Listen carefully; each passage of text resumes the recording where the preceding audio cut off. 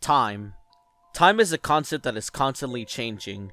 It is a concept that we have no control over, so we make the most out of that vague concept with distractions that saves our focus away from it. That is, until our time comes to an end. The Tyrannosaurus Rex. A gigantic and well-known creature. A creature that is a meat-eater, and is a dinosaur. By combining the vague concept of time and the T-Rex creature, we get the Google Chrome T-Rex game.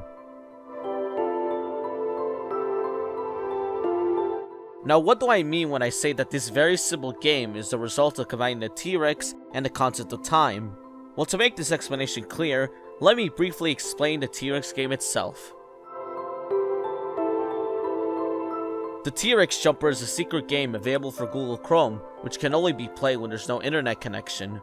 When trying to search for something offline, the user will be greeted with this screen, saying that there is no internet connection, with a supposed picture of a T-Rex. This T-Rex is more than just a picture, and by pressing the spacebar, the game can proceed. The game is rather simple. Your goal is to get as many points as possible, and the controls only consist of the spacebar and up arrow to jump, and the down arrow to crouch when necessary. The obstacles you have to dodge are cactuses and pterodactyls. Touching an obstacle results in a game over, forcing you to start over again.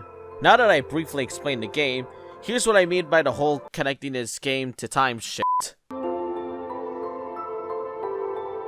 Despite how simple this game sounds on paper, it resembles something more than its basic premise.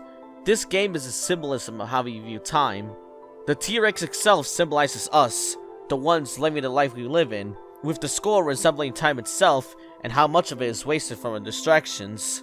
The game starts off slow, but as it progresses, it gets faster and faster, much like how we focus on time.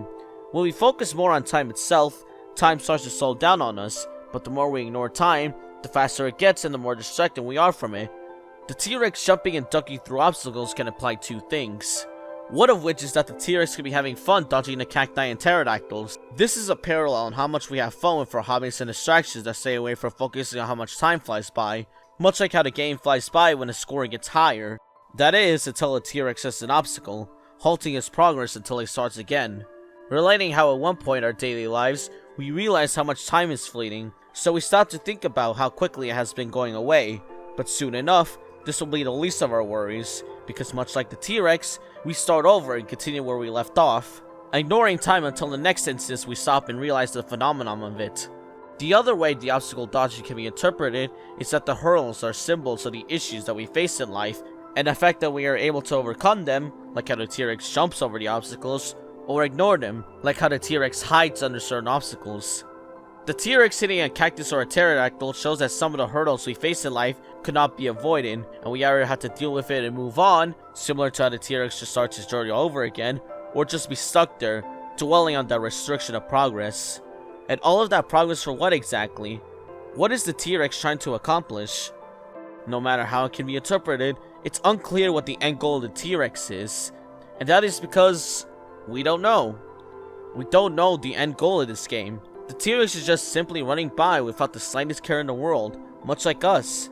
There comes a point where we don't know what we want to be, or what we want to achieve, but it doesn't matter because we try to enjoy life as much as we can, considering that we only have a limited amount of time on this earth.